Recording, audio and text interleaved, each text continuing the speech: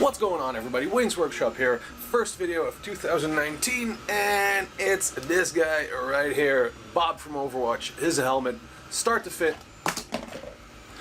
finish. I've released all of the templates because I'm starting the Wayne's Army of Bob. More info on that by the end of the video. As for this one, let's get started.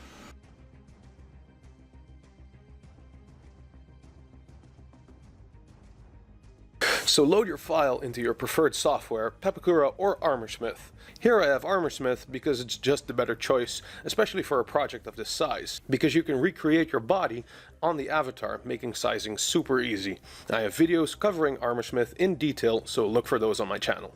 Print out the templates once you size them up to your size correctly.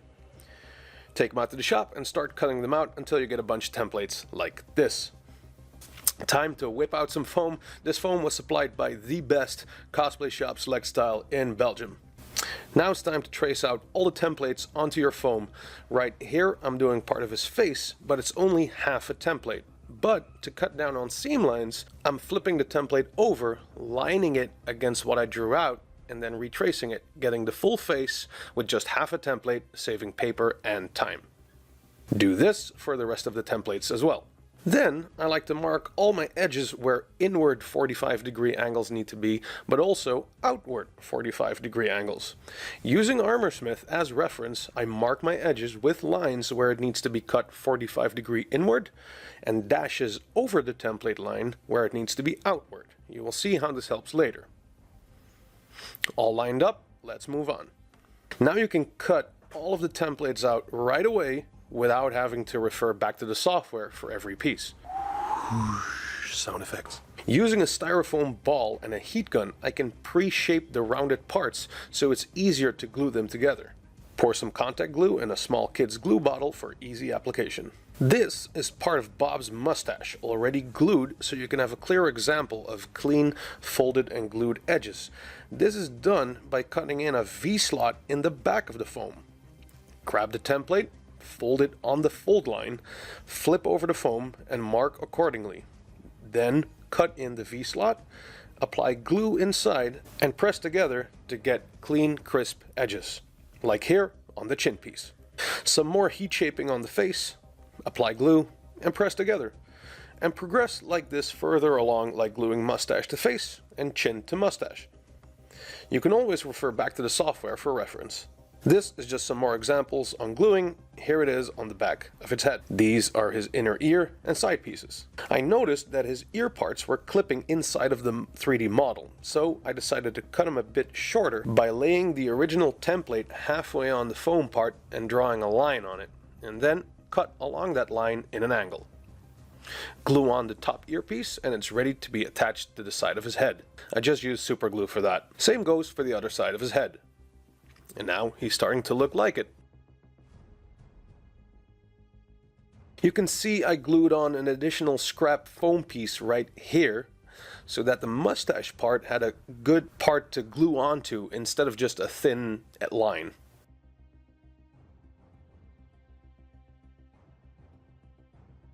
With the construction done, it was time for cleanup. So, using my Dremel and a sanding drum bit, I cleaned up all of the seam lines.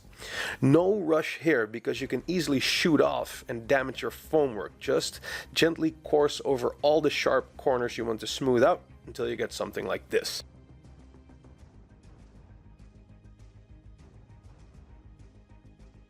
Then I switched out the sanding drum for a worn out stone bit. This smooths out all of the fuzzy bits and creating an overall smooth look.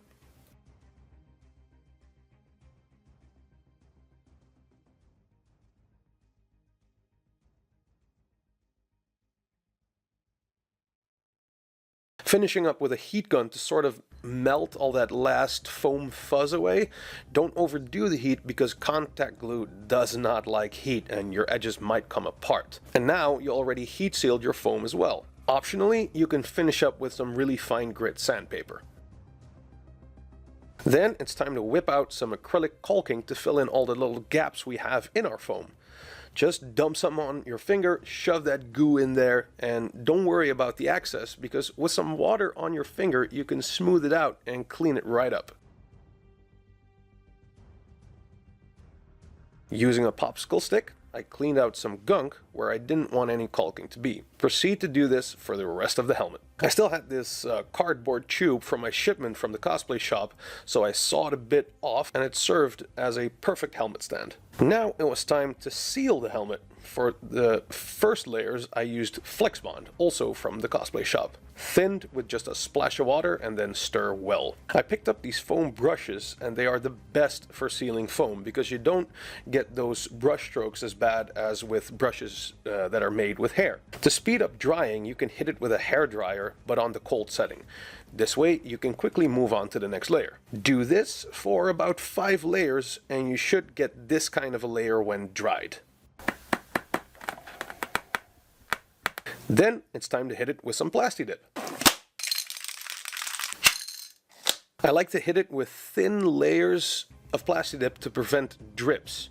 I did this for about 5 thin layers until I got a super shiny finish.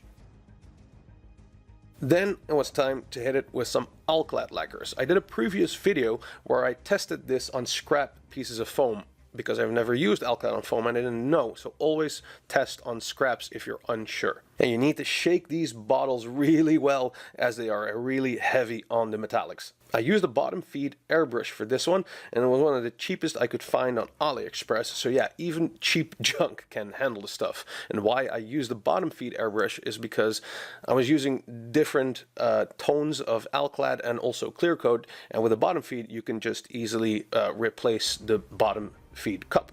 I sprayed the stainless steel Alclad on for about 3 thin layers and then proceeded to mask off the helmet to paint the mustache. I painted the mustache with Alclad steel, but when removing the masking tape I found the contrast to the 2 colors too small and I really didn't like it. So I taped the whole thing off again and hit it with an enamel flat black paint. And afterwards I dusted it with some gunmetal gray to still give it some of that metallic sparkle.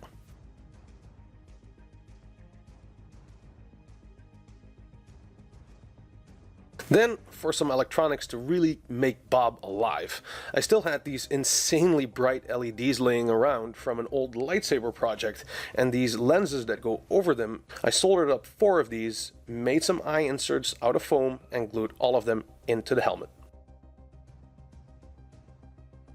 As for his tiny hat, arguably everybody's favorite, it was done in the same way. Shape, glue together, seal and dip, airbrushed it in a dark gray, and I hand painted the small details.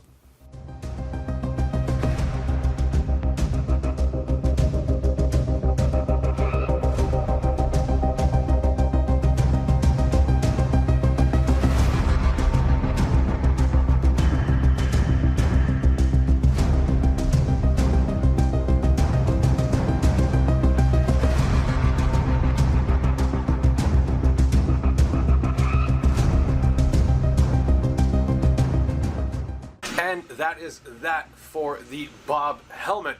This was a really fun start to my full Bob cosplay. Don't forget, you can join me in building your own Bob cosplay this year because I have released all models, all 3D models for every Bob skin. So that's the Gangster Mobster skin, the Safari Jungle skin. Those are separated per body piece per file. And also I've released the fully unfolded one for his classic skin that I'm building, so that's fully patterned, ready for Pepakura or Armorsmith. For more info on that, check out the video linked at the end of this video or down below, linked in the comment section. All of the files can also be found down in the comments below. We have also started a new Facebook group called The Workshop Wieners.